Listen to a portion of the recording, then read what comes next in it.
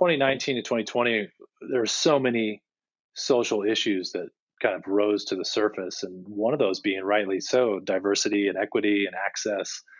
And so we're really pushing hard from a mission perspective to get out there and let organizations know that there is an opportunity to engage Paradox and get your facility trained up to ultimately diversify your community and make climbing more accessible to more people.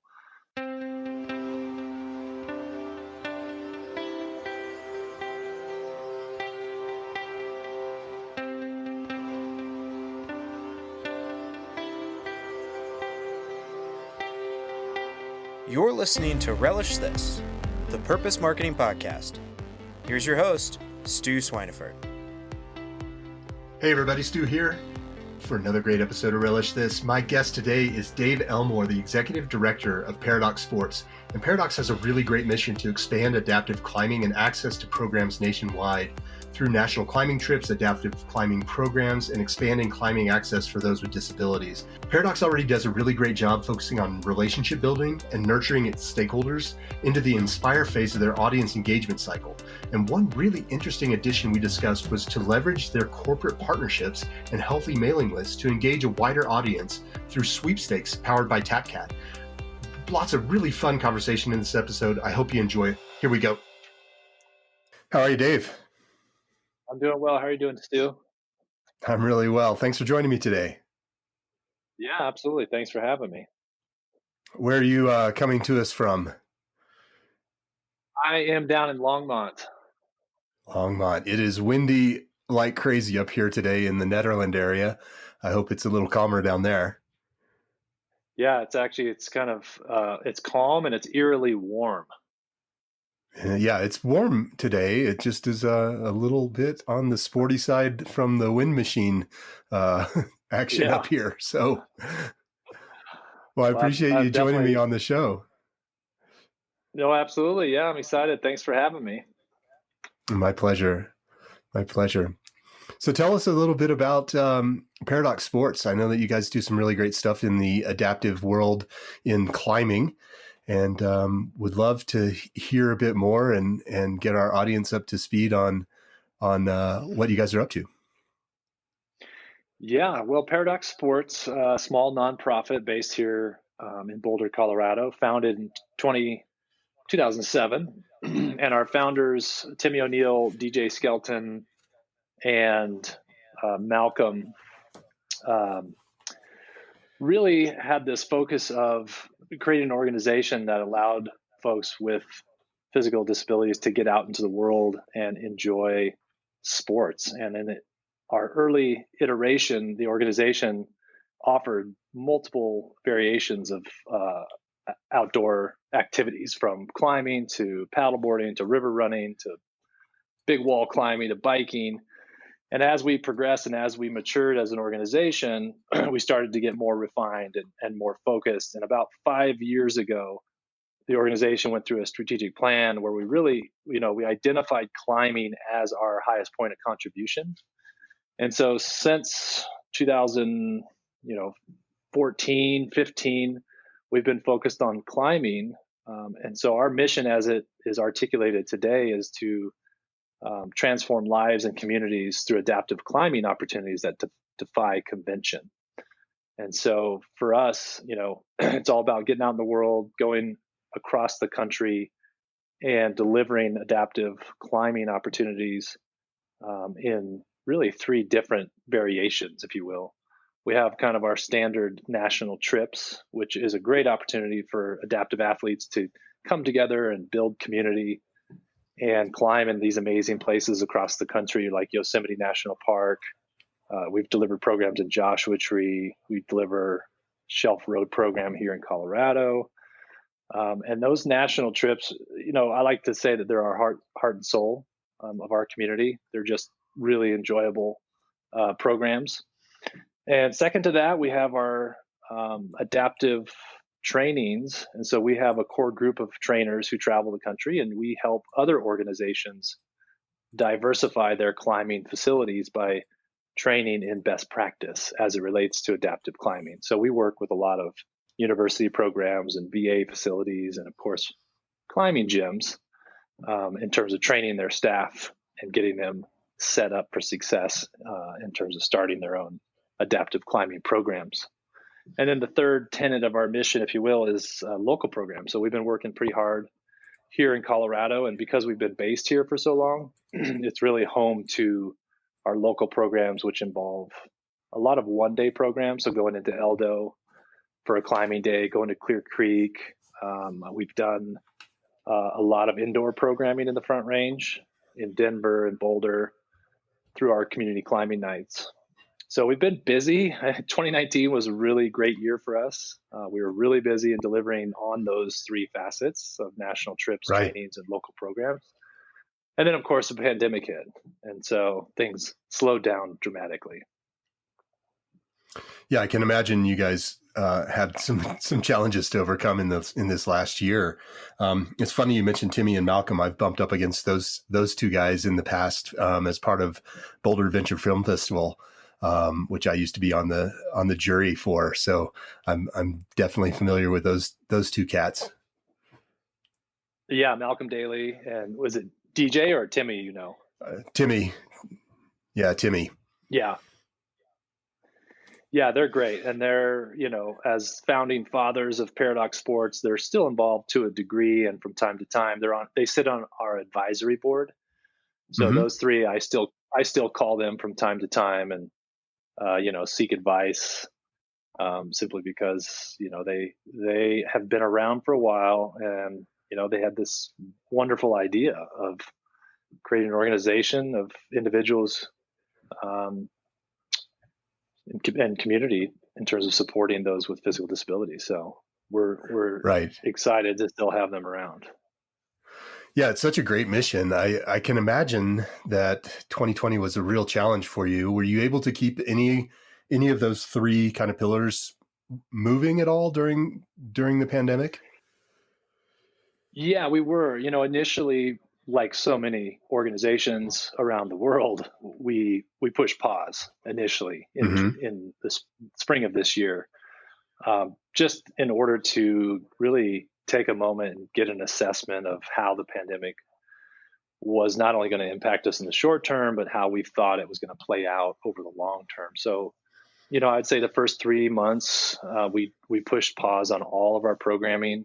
Unfortunately, we had to cancel a number of scheduled trainings across the country. We had to reschedule some national trips, but it was the best thing for us in terms of taking time to just, develop some resources that support us in this new norm, which is delivering programs in a time of COVID. So I would say by June, we had developed those resources, and we were back out there delivering programs, but at a much more limited basis. So our group sizes were reduced, and with travel restrictions and all of the mandates around COVID, it definitely constricted our programming or our ability to deliver on our mission. But we were definitely still out there delivering programs to the best of our ability. So it's been a slow process of ramping up, and now we're approaching, I don't know, month 7 or 8, and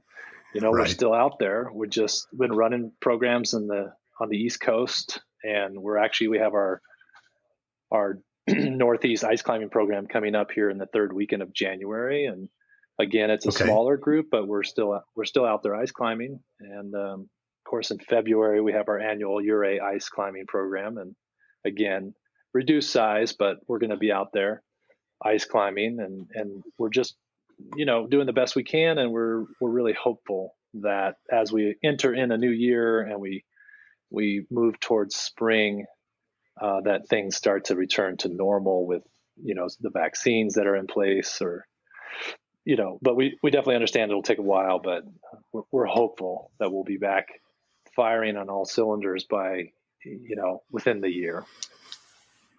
Yeah, it certainly seems like there's a little more light at the end of that tunnel than perhaps there was 6 months ago. So it's really nice to see that you were able to make some adjustments and continue to serve those people who really need your services. during such a challenging time. Were you able to move some of your training to more of a virtual scenario, or does it require a lot of real hands-on? Yeah, we did pivot on multiple fronts to a virtual platform, and of course our fundraising for this year was pivoted to virtual. We did Mm-hmm. some community building initially just to maintain contact with our community, and we did some virtual game nights, some virtual outreach, and then as far as the trainings, we did not do virtual just simply because inherent in those trainings is really spending a lot of hands-on time in the gym with Gotcha. the equipment, Gotcha. with the systems. But we did pivot from indoor trainings and developed a new outdoor training program. So with the support of the North Face, we are moving towards delivering that training in the outdoor space. So this spring, we're going to deliver our first outdoor adaptive climbing initiative training at Staunton State Park here in Colorado. And so our hope cool. is to bring in professionals from the industry and have them participate in this outdoor setting, which again allows us to kind of follow state mandate in regards to COVID. Mm-hmm. So we're really hopeful that out of all of this, we'll create some new programming that I think will stay with us as we kind of progress through COVID. Yeah, it's really interesting. I mean, it feels like you have an opportunity to kind of meet people both indoors and outdoors in a lot of respects. I'm sure that a lot of your beneficiaries come to climbing gyms as their first kind of intro into adaptive climbing. But with Uray and other outdoor ice venues, I think that it's kind of interesting that the winter almost starts to become a decent opportunity for you to kind of keep people rolling. Yeah, no, exactly. I mean, that's a really accurate assessment in terms of, not only who we are, but what we do. We are a point of entry organization. So the climbing gyms themselves serve as a point of entry for folks to get in and get familiar with adaptive climbing, whether that's you're an adaptive athlete or you're a facilitator, seeking knowledge in order to deliver adaptive climbing programs. And even our outdoor trips, they sound really intimidating to some folks, but our ice and rock climbing programs on the national trip front, those are point of entry programs. We're not out there, going into Eldo and climbing 6-pitch routes or Right. doing, alpine routes. We're pretty controlled, and so even our national trips are really a point of entry programming. So what we're hoping to do in the new year is, develop that kind of second tier curriculum and programming so that we can serve those individuals who have been with us for a while within the community and participated on a lot of our programs. And they're more advanced in their skill set, and they're looking kind of like what's the next level for me versus, I've been to Uray ice climbing like 7 years in a row, like Right. looking for something new. So we're starting to talk about and formulate a new program plan for this year that might better serve those more advanced participants as well. Okay. This last year, just before COVID hit, we started an adaptive adventure fund, which is really a grant program that adaptive athletes can apply to that will support their ventures. So, if you're a more advanced climber and you want to go climb the Grand Teton and you just need a little financial support, then we've created this grant to help those adaptive athletes that want to get out there and climb, beyond just our program offerings. Gotcha. Where does your funding come from for those types of well, not only your tier one, but your these tier two opportunities? Is it mostly through other grants, or are you leveraging donations for the most part? What's your revenue model look like? I would say it's really very traditional for nonprofit. It's all of the above. So we do rely on individual giving. We do our annual campaign. We started a couple campaigns this year, which again, new format, virtual, but we have our Adaptive Advocate campaign, which is a monthly giving program for individual donors. Okay. And then we have our Base Camp campaign, which historically has happened at the St. Julian in downtown Boulder in-person Right. event to help build community. But this year we went virtual, and our centerpiece was a film that we produced, kind of articulating kind of our story and mission. And then we pushed that out virtually. So individual giving is huge for us. And then of course, corporate partners are huge for us. The outdoor industry has been great. We have a lot of great corporate sponsors. This year we had Eldorado Climbing Walls, which is Colorado based, stepped up and really supported us in a pretty critical year. They supported our virtual base camp fundraiser, coming in as a title sponsor, and then they came in with some additional funding to help pay for the film. So corporate for us is critical. And then the last one is grants. We definitely reach out and apply for different grants. So those three kind of combined keep us afloat, because the reality is, as a nonprofit who, we deliver programs at a much reduced rate. And so we don't, our revenue engine is not based on programming. Right. It's really based on our development efforts through individual, corporate grants, et cetera. Okay. In terms of the training component, is that something that you charge for as well, or is that or is that just not really a moneymaker because you charge such a reduced rate on it? Yeah, no, that's a good question. And I would say of all of our program revenue lines, the trainings are actually our greatest revenue engine, because we do charge what we think is a fair rate, but it also allows us to deliver more training. So we have some corporate support on the training front, like VF Foundation has come in big for us. The North Face has come in for us, and we work with the VA and Move United to get funding to deliver trainings focused on veterans. Okay. And so it's really a combination of looking for organizations that might be eligible for funding, and then looking for organizations that are positioned well and can pay for the training themselves. And so we encourage those organizations who can pay for it to pay for it, because that allows us to stretch our grant dollars and deliver more trainings ultimately, and get us closer to our goal of making every facility accessible in the United States. Yeah, I mean, it's such a great mission there to try to create. And is it like a certification process or a certification that people get where their gym becomes, Paradox Sports certified or some sort, or is it more transparent than that? We do provide a certificate of training, which articulates like here are the hours of training, but it's not nationally recognized like an AMGA certification.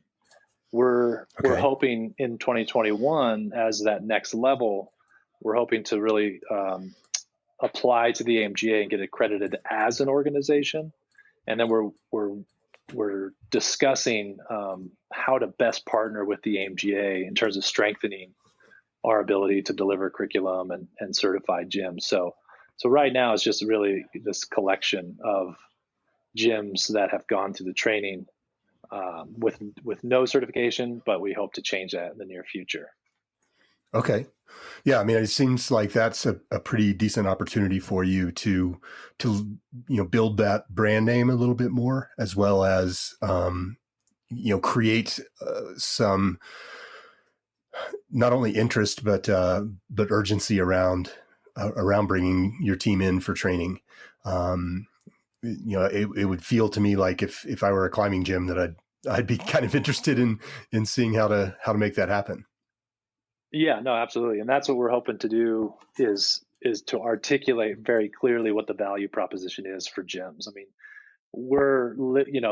2019 to 2020, there's so many social issues that kind of rose to the surface. And one of those being, rightly so, diversity and equity and access.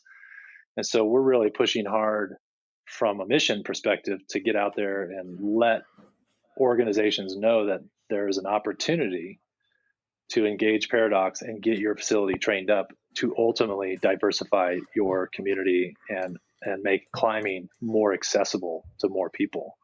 So, we want to be able to put our best foot forward in terms of quality of curriculum, quality of trainers, if we can get the AMGA certification, that just adds that value proposition to the investment. Because right now with the pandemic, coming out of the pandemic, climbing gyms across the country have just been decimated, right? Like Yep. they've had to close their doors, their revenue stream shut off.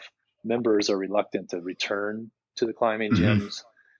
And so we really, what we've done is actually we've pivoted and we've restructured our cost of the trainings to provide some incentive there. So we've actually reduced our prices.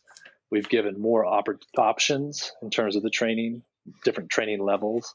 And then, of course, we are making readily available the grant dollars that we have so that gyms who are trying to get that flywheel spinning again can reach out and find the best fit financially for their organization and where they're at right now. Gotcha. So that's really interesting. And there's an angle there, I think, that is kind of cool, where you have the opportunity to help create connections within a few different groups that could really be very beneficial, obviously, to both of the parties there. And that would be potentially helping gyms open up opportunities to bring athletes in, and for example, like helping make connections with VA groups for those gyms, where you guys become you have this repository of information about a specific group that perhaps the gym hadn't really thought about as an opportunity. And by opening up the gym to that group, that actually, I think, would create an opportunity for that gym to perhaps apply for some grants that they might not have otherwise been eligible to apply for, as they serve that underserved community. Yeah, absolutely. That's a best case scenario where there's an initial investment, maybe with some reservation on let's say a climbing gym side of things. But what happens is at the end of that, you've diversified, you've grown your community, and you potentially are increasing your membership because now you're tapping into these new communities like veterans, adaptive climbers, who you just weren't serving previously. So we feel like very strongly there's a return on investment for gyms to get the adaptive climbing and training done. And actually, we have another program that we're starting to offer to gyms to help, again, just gain traction post-pandemic, which is we have a program called the Paradox Mile, which is really kind of a self-directed fundraising platform. So if you're a gym owner, you can subscribe to the Paradox Mile, and you can engage your membership base by saying, hey, we're going to provide the opportunity to come into the gym and climb 1 vertical mile in support of adaptive athletes across the country. So it's a fundraising platform for Paradox, but we use some of those funds and we funnel them back into the training budget so that for gyms that haven't been trained, they have access to those dollars. As well, their membership base has the opportunity to raise money and then get these great prizes that our corporate partners have provided for us through, in-kind donations like jackets and backpacks and mugs and all this cool stuff. So, that obviously was put on pause initially, and now we're starting to gain some traction. We had a gym in Connecticut just complete their Paradox Mile with the goal being you're raising, $5,280 and climbing equivalent vertical feet. And they actually exceeded that and raised like 7,000 something. And next month we have 3 gyms from the Climb group in Nashville, Bentonville, and I forget the third location, but they're going to do the mile as well. So it's just a nice way to engage membership and raise some funds for a good cause and populate this budget that we have to deliver trainings at a reduced cost or at no cost for the gyms. Yeah, that's fantastic. I think there are a few things that come to mind there. And one is there's a messaging component to that as well, where the gyms now have aligned themselves with this kind of additional mission, which is to bring adaptive climbing into their space and into their community, and to support all of those people who are challenged with having access to these kinds of places. And so I think that there's certainly a PR play for the gyms themselves. Then there's a revenue play where gyms are opening up their doors to a much larger audience. And then back to the PR piece is that once you have that kind of altruistic or, that bigger mission than just being a climbing gym, that then becomes something that inspires other people to come and join that gym. It becomes a bit of a differentiator for them as well. Yeah. Have you thought about doing like a virtual mile event? I know Strava has been able to kind of create opportunities for, and that's just one app that I have in mind, but it's been able to create opportunities for people, for example, in the cycling industry, to do a lot of real virtual interactive things. Perhaps you could allow people to kind of do their own thing. They wouldn't have to necessarily come to that specific gym to participate in that kind of an event. Yeah, no, that's something we're talking about. We haven't yet done it. I mean, it's certainly, I think with, the status of where we're at, everybody's still navigating COVID, and there's still the opportunity to pivot virtually. But I think what we found is there were so many people, so many organizations engaging folks from a virtual standpoint that, as I say, people got zoomed out. But I think with these new apps like MyClimb and Strava, there is an opportunity to have a more self-directed initiative where I, as a individual, could just go out. Let's say I'm living in Boulder, I could go run up the Flatirons and climb my 5,280 feet and call it good. So I think that's an opportunity that we're looking at, and we're kind of waiting to see what happens with the pandemic. If things start to open up in the gyms, then we probably really want to just stay focused on those partnerships. Sure. But if it's prolonged, then I think we will seriously consider doing something like that. Yeah, it's interesting too. I think there's an opportunity to tap into the gym's membership, and perhaps there's some additional play where you're playing for your gym as well. Like, the gym that has the people who get the most mileage, they get free trainings, or, there's something there potentially where people could feel like they're part of a team as well as an individual play. Yeah, no, and that's a great idea. You could still have that sort of team identity by, saying, hey, my home gym is Movement in Boulder, but I'm going to go out and climb, in Rocky Mountain, or I'm going to climb the Flatirons. I'm going to get a lot of mileage. And we do actually have a program where gyms can do this Paradox Mile partly in support of raising funds for the training. So we've had gyms be very successful in raising funds and paying for their training, which is just, for us, it's a win-win, because our ultimate goal is not to put a bunch of dollars in the bank because we're a nonprofit. Our goal is to advance our mission and get every facility trained in the U.S. So, the climbing gym industry just has blown up over the last 10 years. And we're just absolutely at the tip of the iceberg in terms of our impact. I mean, we've done a lot of trainings in over 40 states, but compared to how many gyms there are in the U.S., we still have a long ways to go. Yeah, there's a lot of them out there. Being in the Boulder area, you kind of the tendency to think there's one on every corner, but yeah, I think nationwide we've seen an explosion in that industry. It's fun to see. Yeah, which is fantastic, because that just means there's that many more people identifying with climbing and being a climber. And I think some of that empathy, will transcend to the support of those individuals with, who are identified as adaptive climbers. And thus, making our Paradox Mile more successful, making our training participation numbers go up. I mean, that's the hope, is that this becomes a very collaborative approach. We want it to be kind of peer to peer, one gym asking another gym or one member asking another member, like, have you gone through the Paradox training? Is your gym accessible? That's for us, kind of the ideal scenario.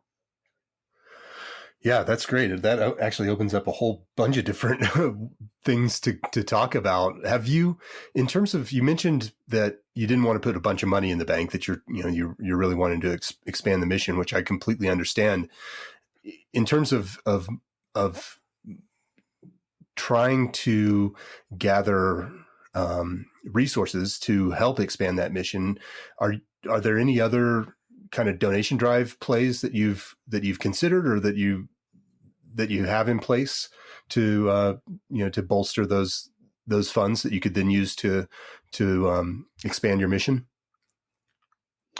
We have what I would consider a pretty traditional development plan. As I mentioned, we have our base camp annual event, which hopefully next year is in person. We have our adaptive advocate campaign for monthly donors. And then we have historically had a number of events throughout the year. And that's where we took the biggest hit this year, is we weren't able to deliver these in-person events. So as an example, we have our ice climbing program in Ouray coming up in February, and dovetailed to the actual ice climbing program, we have an event called Got Stump, which is this wonderful, irreverent celebration of adaptive athletes. And every year, a new adaptive athlete is nominated for the Got Stump Award, which is a prosthetic leg, which they then have to drink beer out of. It's just this wonderful celebration. And this year, we're not able to do that because of COVID. So we're going to miss out on, this in-person event as a fundraiser. And so what we're doing now, and actually this next month or two, is to reimagine what development could look like, what it should look like. What do we want to bring with us? What do we want to leave behind? What do we want to develop, just in terms of new ideas? Because I think everybody across the globe is recognizing our vulnerability. And I think for us, it's looking at how do we raise those precious dollars to deliver on mission, and how do we diversify that strategy? Because if we're just relying on one or two in-person events, and all of a sudden the pandemic hits, we're not going to have a plan B or plan C. So we're in process right now of thinking about that. And, you gave us one great idea, just expanding that mile program to more of a virtual independent initiative. Well, I think that's something to consider. What's your like mailing list size? How many people are in a database that have either donated in the past or participated in the program, or those types of things? I think we're in the 6,000 to 8,000 range, which is okay, but it's not huge by any means. But we do a lot of outreach, and so we're always aware of donor fatigue, or just how many virtual newsletters can I write that says please donate. Right. So we're always looking to expand and diversify. Okay. And then you said you have sounded like some pretty big corporate partners as well. I heard you mention North Face and Boulder Climbing Walls. I believe I have that right. Are there any other big, kind of big name sponsors, corporate sponsors that you have? It varies every year in terms of what the quote unquote roster is of corporate sponsors. But we have Eldorado Climbing Walls, who I mentioned. The North Face has been wonderful. The VF Foundation, which is the umbrella company of North Face. Okay. And so they have an independent foundation, and so we've gotten support from them this year. We've gotten support from Sterling Ropes. We've gotten support from Osprey Packs. I will forget a number of them. Sure. But I would say on any given year, aside from like experience of pandemic, we probably have 25 to 30 corporate sponsors. And then, maybe half of that in terms of numbers of grants or foundations that support us. But again, it fluctuates. We just got a check from the Cliff Bar Foundation, Family Foundation. So we're, Polar Tech. Okay, So great. yeah, it varies. Okay. So I have an idea that you might want to look into, and it is it's a sweepstakes play. So we're friends with an organization called TapCat, which is TAPKAT.com. And they have a really cool program that's designed specifically for nonprofits, where they are running sweepstakes for nonprofits that generate donations. And so essentially, if you donate a certain amount, you get a certain amount of sweepstakes entries. It's kind of hard for me to say today for some reason. And if you donate more, you get more entries, et cetera. And what they have seen, and I think that your mailing list, just to start, is adequate to run this type of a sweepstakes. But if you can leverage your corporate sponsors' mailing lists as well, so I imagine North Face has a massive mailing list. Cliff Bar, I'm sure, has a massive mailing list. You really open this up for some really great opportunities. And essentially, the way the program works is you come up with a prize, and for example, for you, just thinking about your kind of target audience and the in the places that you play, I would say that could be something like a climbing trip. It could be a sprinter van that's fully decked out. It could be something geared toward this outdoor industry thing.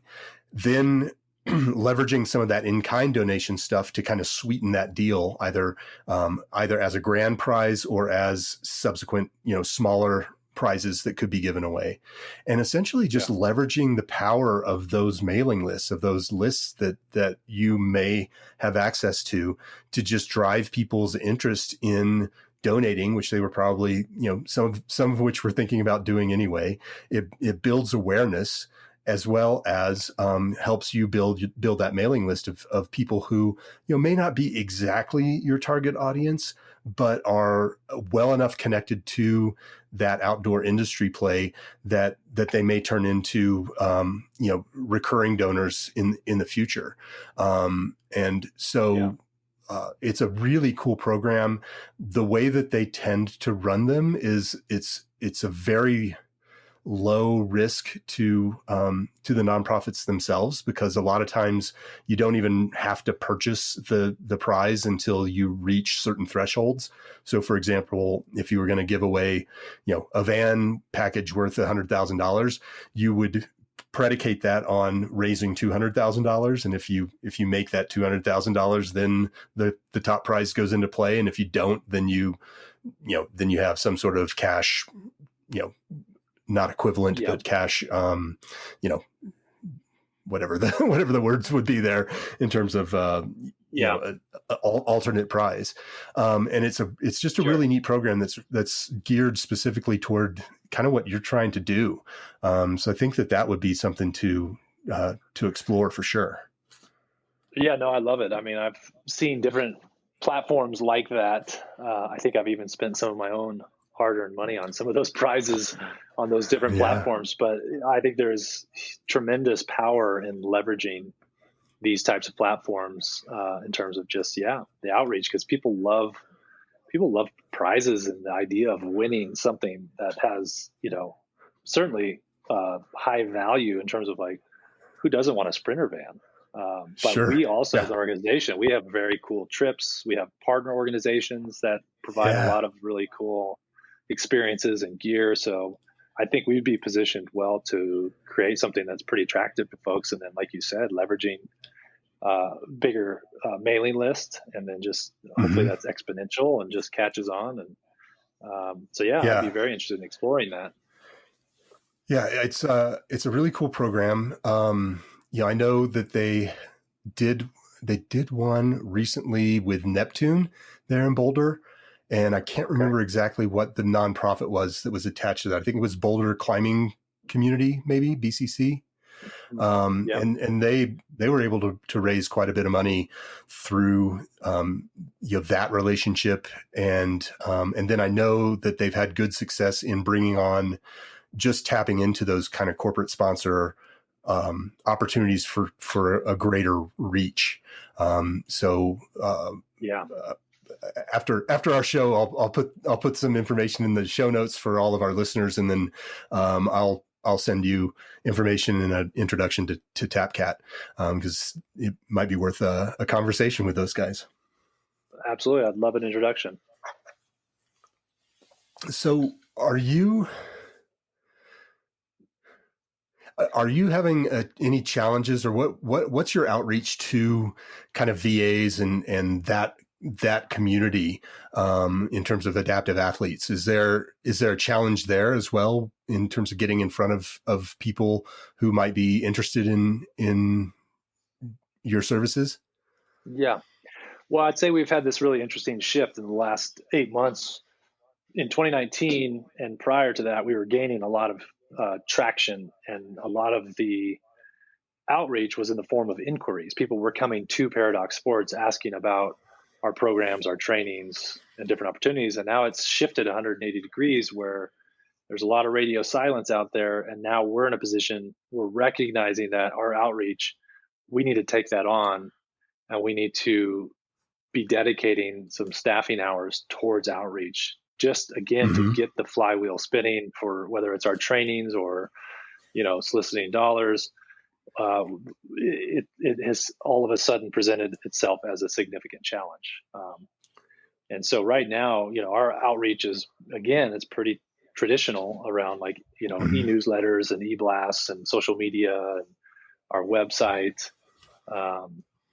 But what we're moving towards is hey, we need to really start identifying the different organizations, whether that's climbing gyms, VAs, universities, and starting to make cold calls, make connections once again, because everybody was everything just got shut down. And it's things got severed in this last 8 months. And now we're looking to bridge that gap that's been created by the pandemic. So do you think that it's interesting that it went from inbound to this need for outbound? Yeah. Do you think that that was just the pandemic that created that flip? I attribute it to the pandemic because that was the most impactful event for us. But I would say it existed at some level prior to the pandemic. In terms of, so it's moving that way.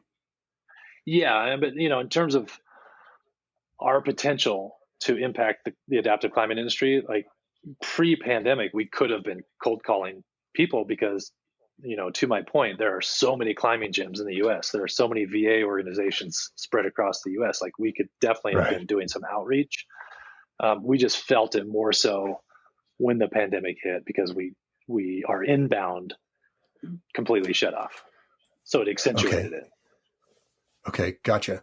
And do you feel like there was just strong word of mouth, brand awareness prior to the pandemic, and people's attentions have just shifted, or were there things that you were doing? Were you creating, material and content that was kind of attractive for those audiences? That's a good question. I think it was a little bit of everything. We were gaining a lot of traction because we were out there delivering training after training after training, and then that created this word of mouth as well. We have these great corporate partnerships. This year, those corporate partnerships have shrunk. Our existing corporate partners who helped us message that pre-pandemic have, rightly so, they've shifted their focus to relief efforts. And so we don't have that platform for communication currently. So I would say, it's a combination of those things that have, contracted our ability to market ourselves. Okay. And do you have lists of, is there a place that you can generate a list of all the climbing gyms in the country, or all the VA organizations? Is there relatively easy access to that information? There is, yeah. It's it's accessible online. Okay, great. So have you created any kind of what we would call attract phase information that that these organizations might be interested in terms of, how to launch an adaptive climbing program, or, 10 things you need to be aware of as you try to retrofit your gym for adaptive climbing, or things like that? Are there any materials you've created that would fit that mold? Yeah, we do have some materials like that as well. We're sort of in process in the next month of starting to generate some new material that is directed towards getting that wheel spinning again. One of the Okay. one of the great things we did with Eldorado climbing walls is we actually created a PDF that was included in a Eldorado climbing wall purchase. So if you bought a panel, or if you bought a wall, they would ship that to you, but they would also ship that PDF that highlighted Paradox and highlighted the need to be assessing your facility in terms of accessibility. And we provided a list. So similar to what you had said, 10 things to be aware of. We kind of listed like, hey, here are the things to be aware of. Here's some resources. And again, that was just something to help drive interest and raise awareness. So we've done a couple of those kind of outreach, marketing, development tools, and we're hoping to develop some new ones in the first month or two of 2021, just simply because of where we're at and the impacts of COVID. Yeah, it's all about trying new things and figuring out what's going to work.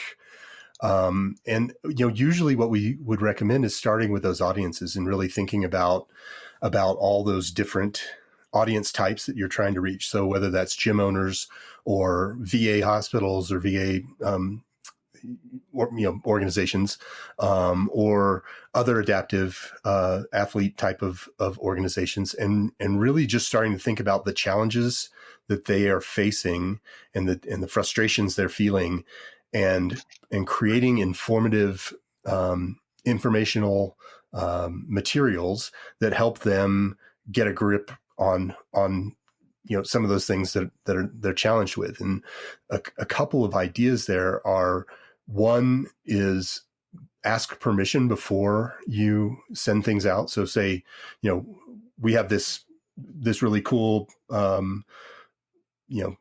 ebook or whatever you want to call it, about, things that you can do to prep your gym or make your gym more accessible to those who would like to use it.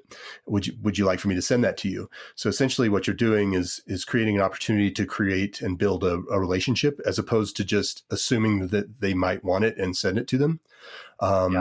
People are a lot more apt to actually pay attention to the thing if they've requested it, versus if it's just, blindly sent.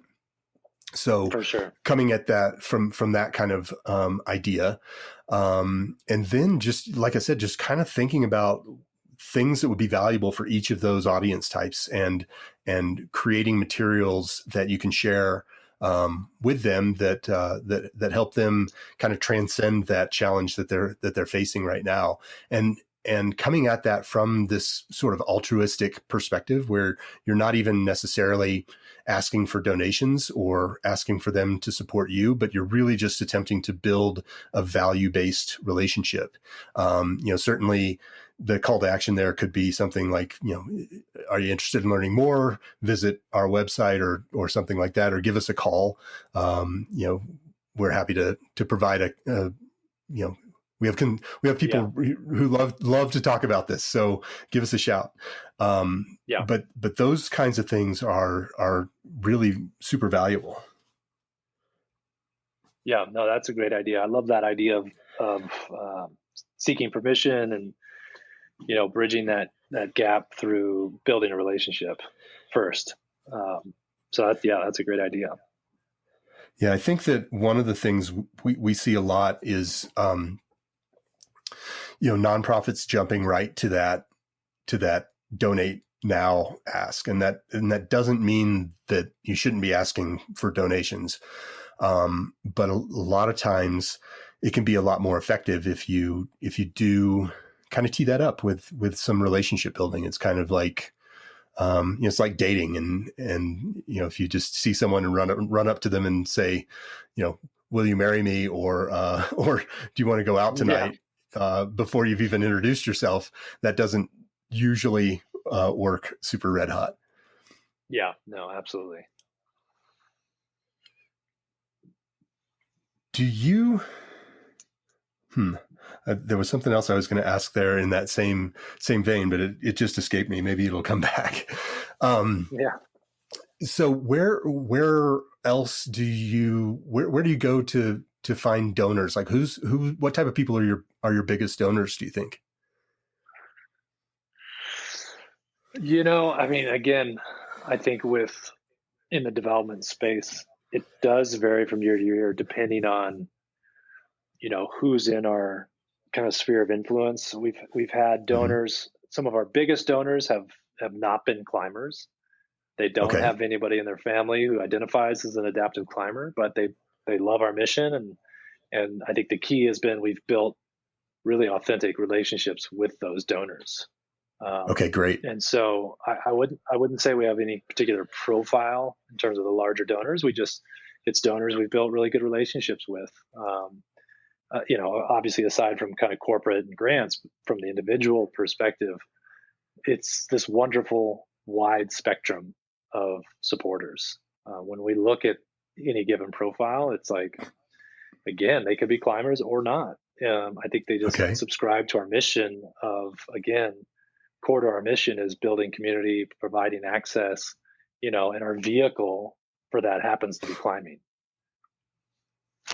I love it. I think it's really cool to hear you use the words relationship while you're describing that, because it's super important to nurture those relationships and to create opportunities for repeat engagement. One of the things I was talking with someone earlier today, and he mentioned that for most nonprofits, it costs them $1.25 to bring in $1. And the next thing that gets really scary is that a lot of those nonprofits don't tend to have any sort of an inspire phase where they are nurturing that relationship that they've built through that audience acquisition cost to get a repeat donation. And so a couple things that you've mentioned during our conversation today are just super. One is that you do have kind of a recurring donation system or a play in place where that's the real goal, is to get people on board with regular donations as opposed to just a one-time kind of deal. And then, hearing you talk about relationships is great too, because it tells me that, or it shows me that you have the understanding that, that these people are kind of, they're in your sphere of influence. They're part of your team, and they have raised their hands and have said, I like this program. I want to invest in it, for lack of a better word. And then you're facilitating opportunities to get them to invest again, which I think is just a really great, really great thing to hear.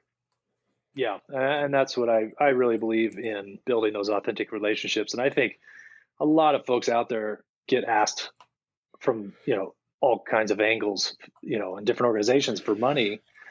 And I think the reality is, and it's certainly the case for me, it's when I feel like there's an authentic relationship, and that's kind of the basis or the foundation of the ask, I'm far more likely to invest or spend money on that organization, but really I'm spending the money on that relationship, that friend. And so I call it coffee, cards, and calls.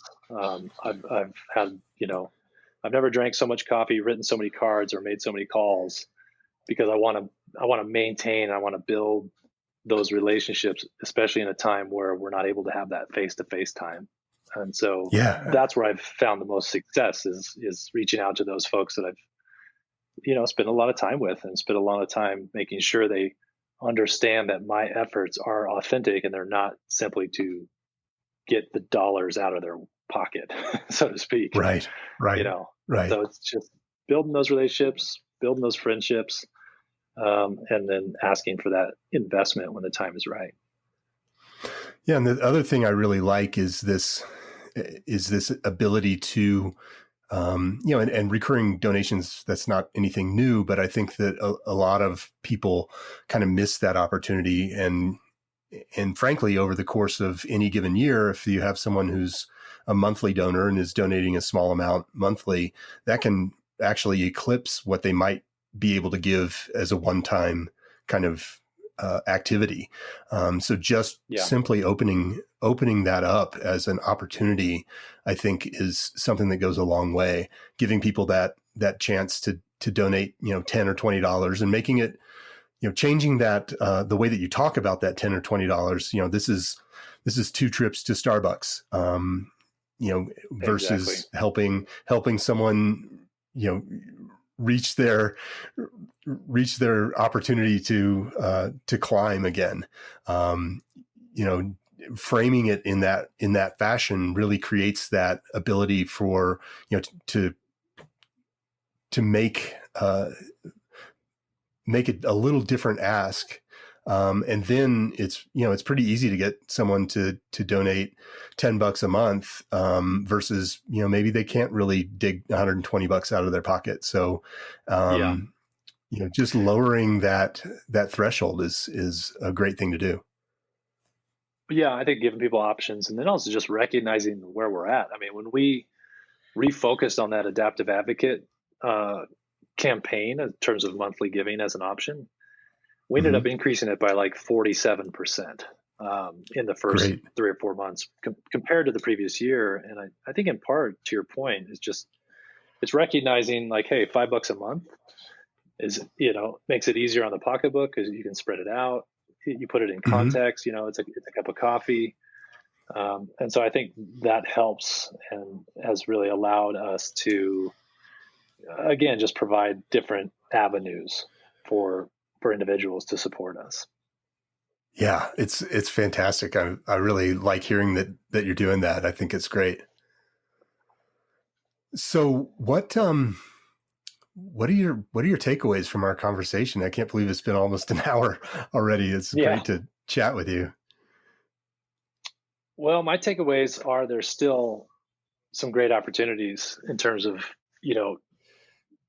being really intentional in this, not only this new year of 2021, but in this new norm in terms of like, post-pandemic, and just being really thoughtful, intentional around how we approach potential donors, making sure that the human side of things kind of leads in terms of building relationships, but also just being really creative in terms of building out some materials. To your point, asking for permission and kind of identifying what are the challenges and trying to demonstrate some empathy to the organizations or individuals that we're reaching out to and saying, hey, we understand you're probably facing this challenge as we are. We have a potential solution. Here's, some information. Would you like more? Like, I love that approach to it. It's just very intentional. And it's not the will you marry me on day one approach. Right. Exactly. I like that analogy. And so I think those are some takeaways as well. I love the idea of TapCat. That's a platform I've thought about, but I just haven't had access to that platform or figured out how to set that up.